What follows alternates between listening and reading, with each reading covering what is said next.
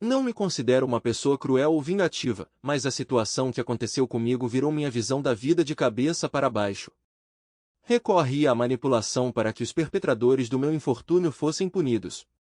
Eu amava minha esposa por sua honestidade e simplicidade. Nós sempre tínhamos algo para conversar com ela, mas tudo mudou como se num estalar de dedos quando decidi uma noite olhar para o meu laptop. Até onde os sonhos podem levar você? Quando eu era pequeno, meu sonho parecia bem claro para mim, e sem dúvida realizável. Eu sonhei com o céu. Eu não queria apenas estar mais perto das nuvens, eu queria cortá-las em alta velocidade, deixando para trás apenas um rastro de um motor a jato. Meu pai sempre brincava que eu comecei a andar tarde porque sempre aspirei voar, não dar passos no chão. Esse sonho de voar não era apenas uma fantasia de criança, ele se tornou minha bússola. Na escola, quando nos perguntavam sobre nossa futura profissão, meus colegas falavam sobre querer se tornar médicos, professores, bombeiros. Eu, sem hesitar, declarei: vou me tornar um piloto. Minhas palavras provocaram sorrisos e apoio, mas vi notas de dúvida nos olhos dos adultos. É difícil. É perigoso. Você precisará estudar muito.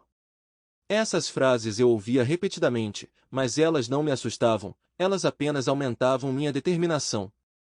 Eu passava as férias de verão trabalhando em um aeródromo, que se transformou de um lugar dos meus sonhos de infância na realidade da minha vida adolescente. Eu ajudava nos hangares, observava os mecânicos trabalhando e, às vezes, por muita sorte, me permitiam sentar na cabine de um avião quando os pilotos verificavam os sistemas antes de um voo.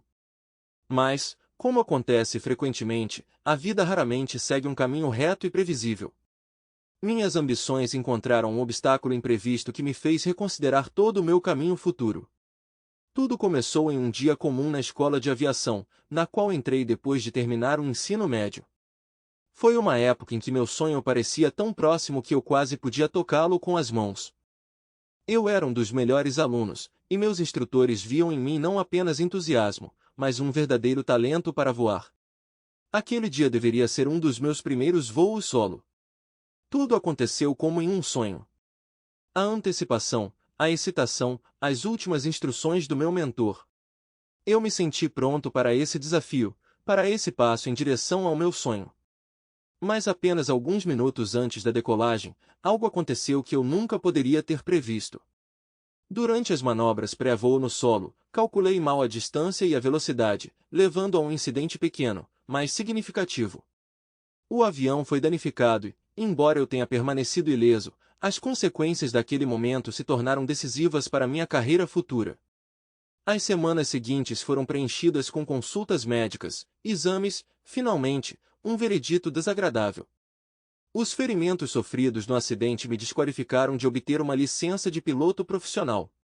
Foi um golpe do qual não consegui me recuperar por semanas. O período de adaptação foi difícil. Tive que aceitar o fato de que meu caminho para os céus estava fechado para sempre. A decisão veio inesperadamente, mas parecia certa. Voltei minha atenção para o direito, um campo que sempre me interessou, mas que antes parecia nada mais do que uma distração do meu objetivo principal. O direito me ofereceu um novo desafio, uma nova arena para o sucesso e, mais importante, a oportunidade de ajudar os outros.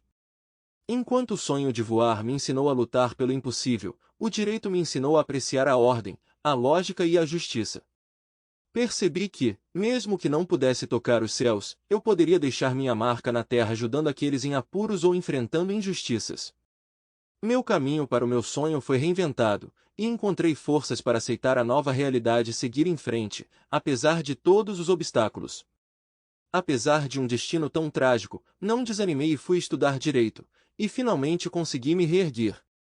Terminei meus estudos e comecei a trabalhar em um pequeno escritório de advocacia, e durante esse período da minha vida, eu a conheci. Cheryl.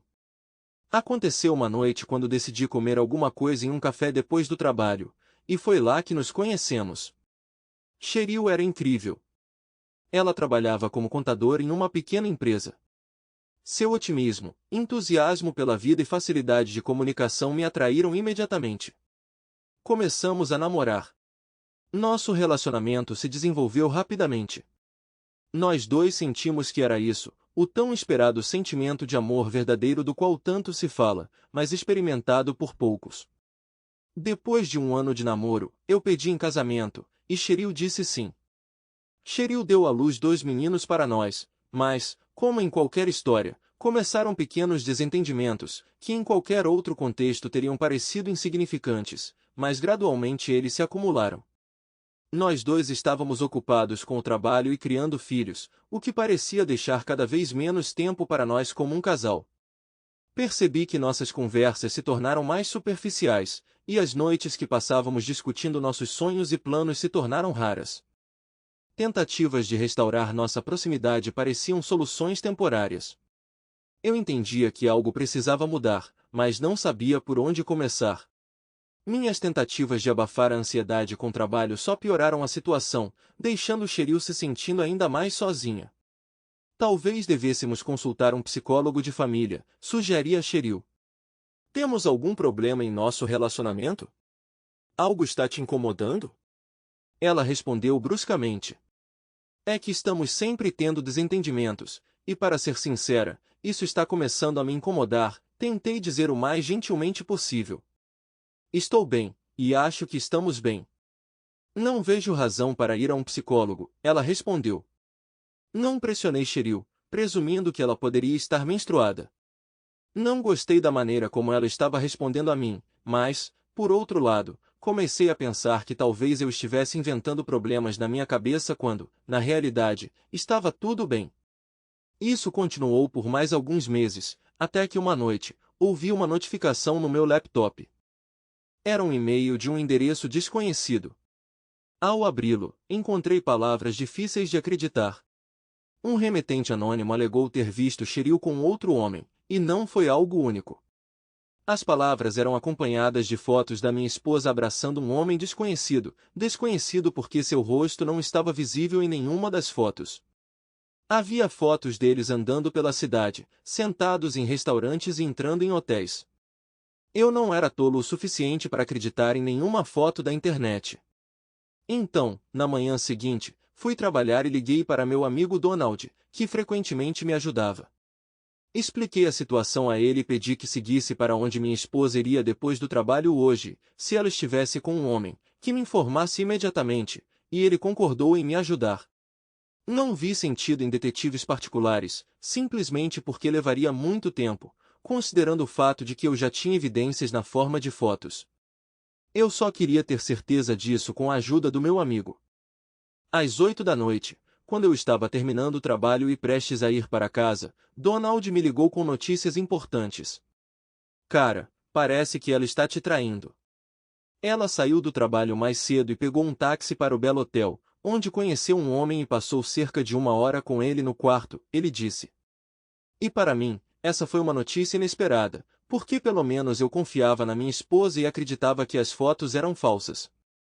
Mas minha amiga confirmou meus piores medos, então entendi que precisava tomar alguma atitude. Agradeci a Donald e fui para casa, onde conheci Cheryl, que agiu como se nada estivesse errado. Isso me irritou e me acalmou ao mesmo tempo, porque eu queria dar uma lição em Cheryl, e ela não deveria saber que eu estava ciente de alguma coisa.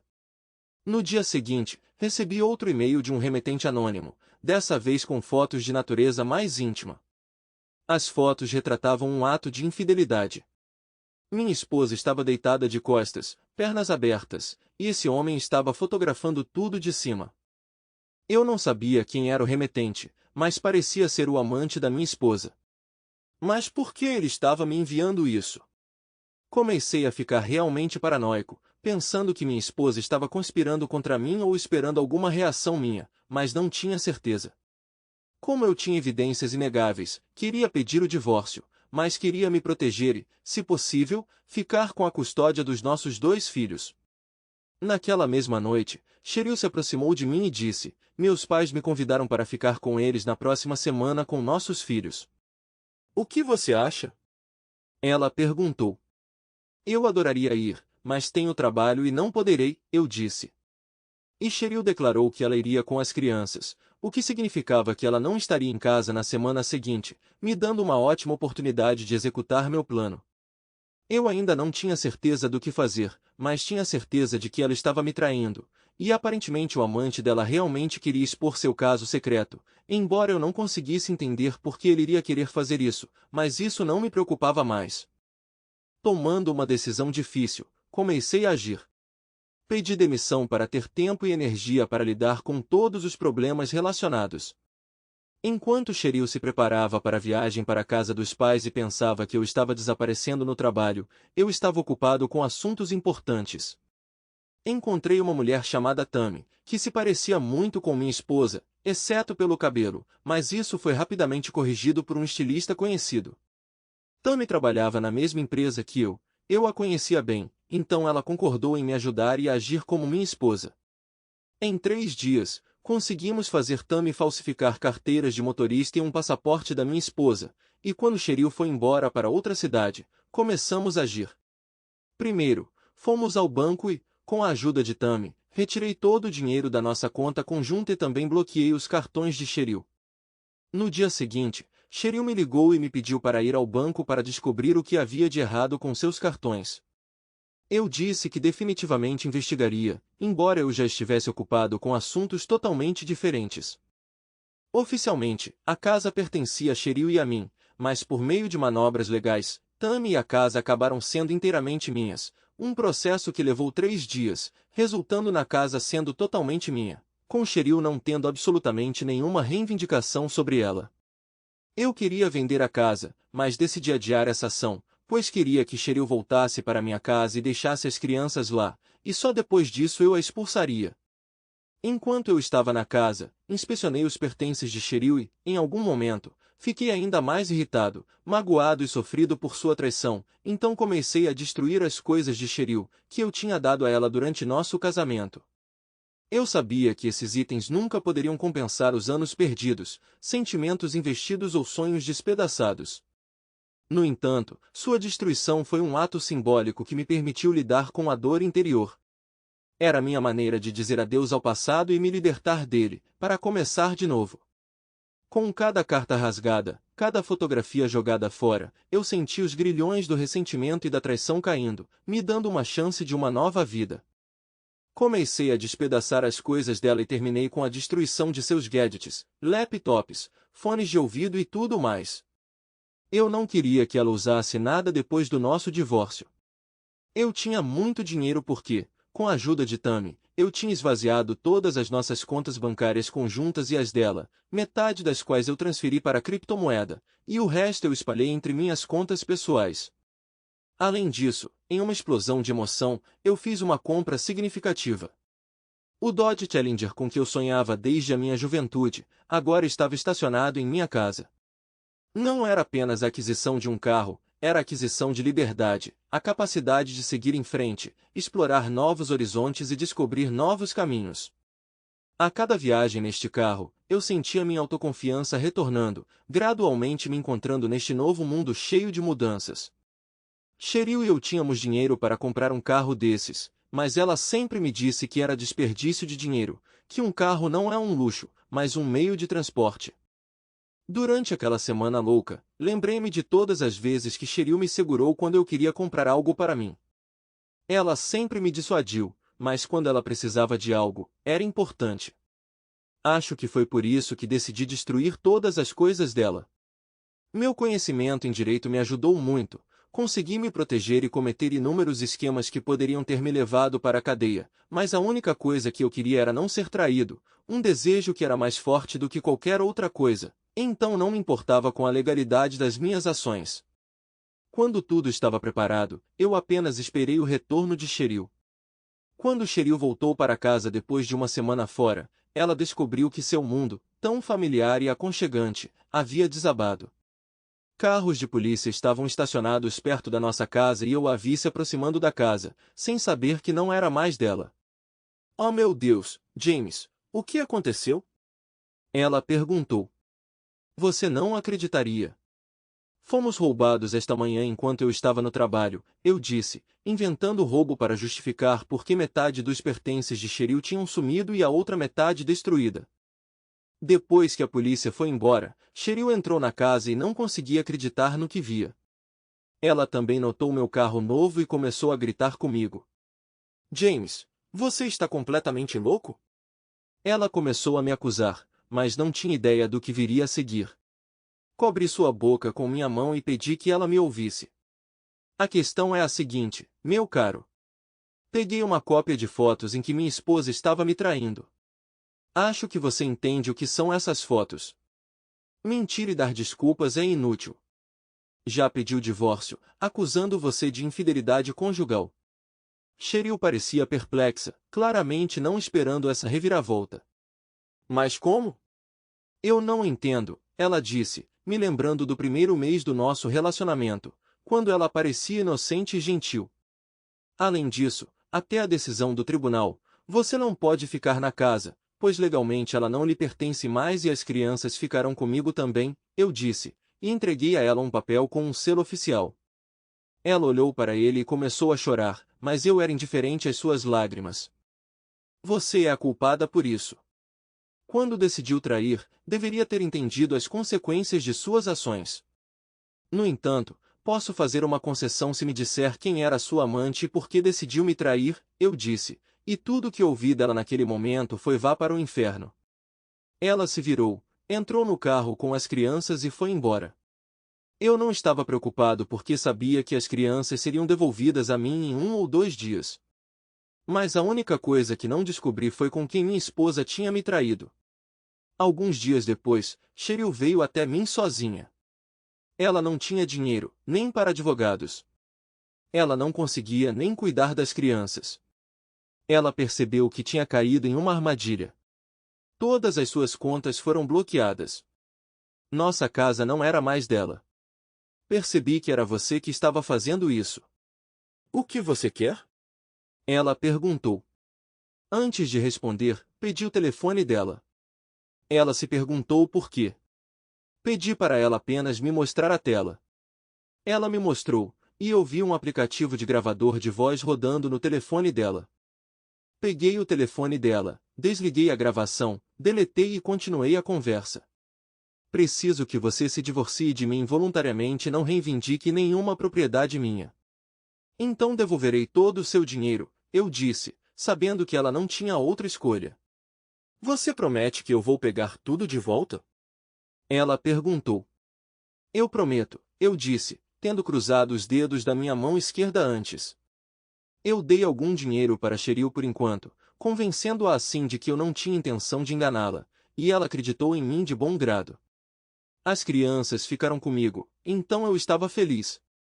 Conforme o tempo foi passando até o julgamento, levei as crianças para meus pais e me concentrei em vender a casa, já que eu era o único dono, e minha atual esposa oficialmente não tinha nenhuma reivindicação sobre ela.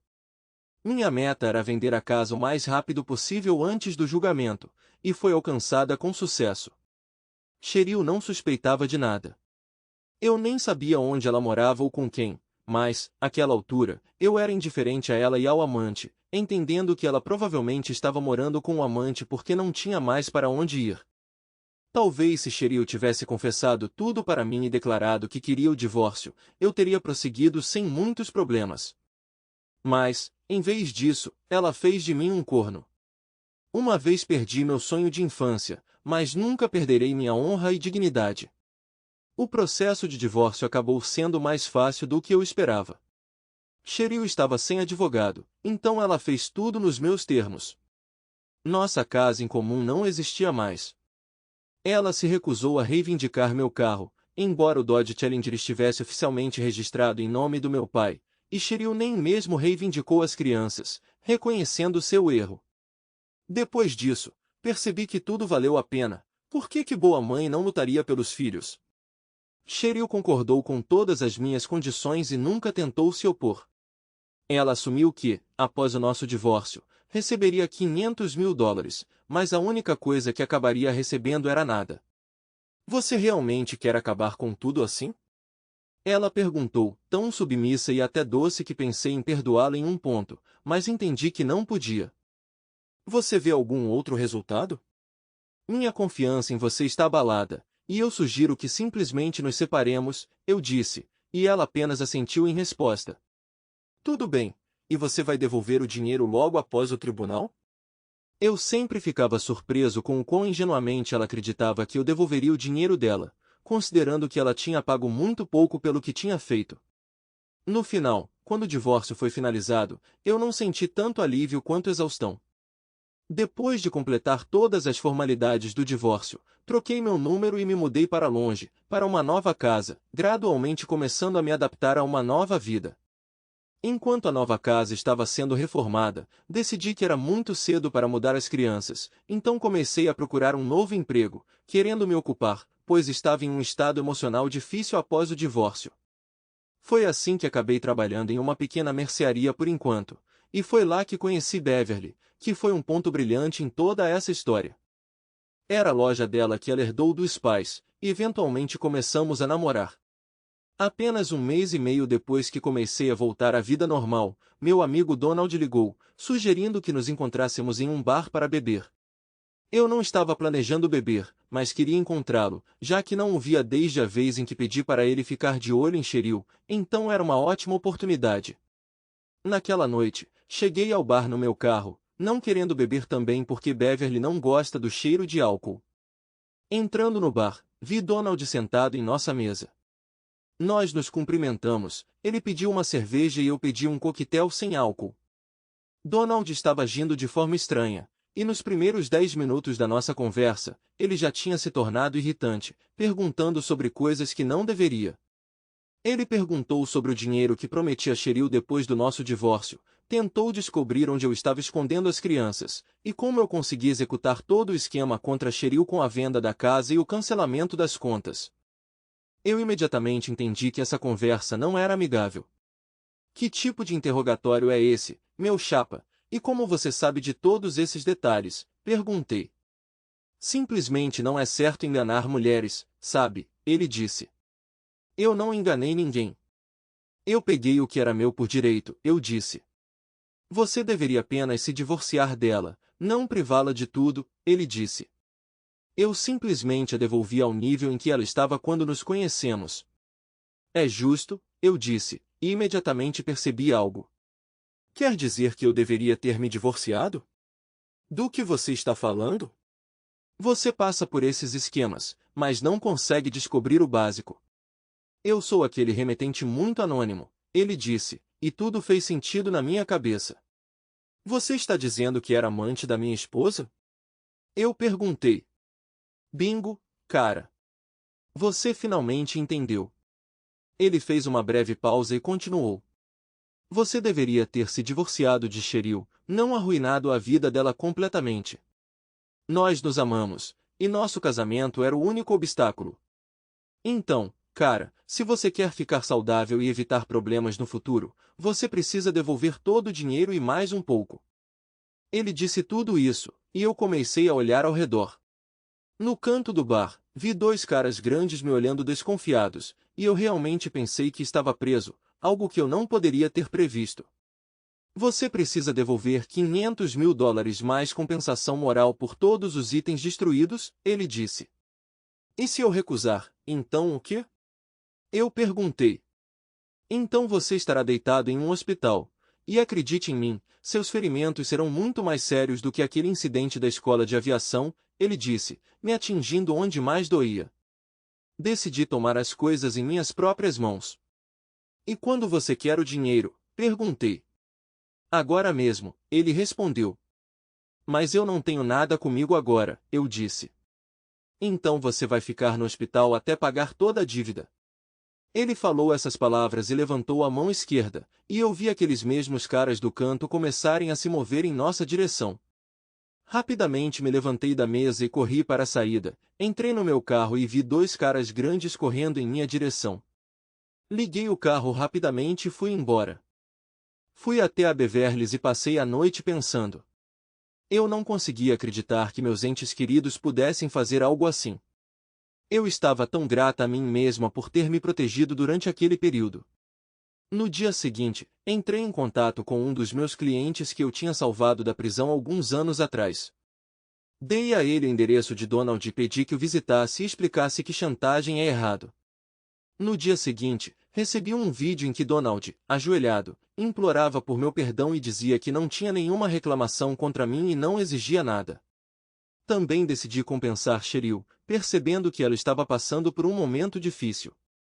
Era uma quantia pequena, mas simbólica. Depois de lidar com meu passado, decidi focar no meu presente. Então, passo a passo, segui em frente, deixando a sombra do passado para trás e olhando para o futuro. Meu encontro e relacionamento com Beverly se tornaram um símbolo de um novo capítulo na minha vida, cheio de esperança e otimismo. Juntos, fomos capazes de criar uma união única baseada em compreensão mútua, apoio e cuidado genuíno um pelo outro. A presença dela na minha vida me lembrou que o amor é possível em qualquer idade e depois de qualquer provação. A cada dia passado na companhia de nossa nova casa, eu me tornei mais consciente de que a vida após o divórcio não é o fim da estrada, mas sim um novo começo. Também decidi retornar à minha carreira profissional como advogada. Só que dessa vez, abri minha própria agência, alugando um pequeno espaço e contratando funcionários. O trabalho se tornou uma fonte de novas conquistas e satisfação. Ao assumir a liderança de vários projetos, descobri em mim a capacidade de inspirar e motivar minha equipe, alcançando resultados notáveis juntos.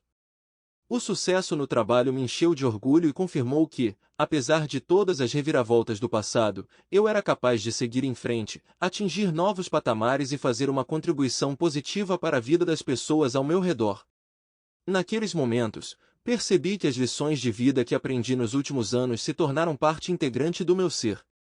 Elas me ensinaram a apreciar cada minuto, encontrar alegria nas pequenas coisas e não ter medo de estabelecer grandes metas para mim. Entendi que a felicidade não é um destino, mas uma jornada que escolhemos todos os dias, e que está em nosso poder criar uma vida cheia de significado, amor e satisfação. Poucos meses depois, me encontrei com Donald e Cheryl em terreno neutro. Eles reconheceram seus erros e me pediram perdão. Eles disseram que deveriam ter confessado tudo para mim imediatamente, e eu os perdoei facilmente porque estava feliz. Permiti que Cheryl se encontrasse com as crianças. Elas pediram ajuda financeira, pois estavam em uma situação financeira difícil, mas decidi recusar, acreditando que cada pessoa deveria resolver seus problemas de forma independente e arcar com as consequências de suas ações. Elas me entenderam silenciosamente. Assim, passo a passo, continuei meu caminho adiante, grato por cada lição que a vida me ensinou. Eu estava pronto para novos desafios e aventuras, sabendo que, onde quer que a estrada me levasse, eu sempre encontraria forças para continuar, mantendo a fé em mim mesmo e no futuro brilhante que estava por vir. Esse é o fim da história. Escreva sua opinião nos comentários sobre esta história. Será interessante para nós lê-la. Além disso, não esqueça de curtir e se inscrever em nosso canal para não perder histórias novas, igualmente interessantes e emocionantes. Boa sorte!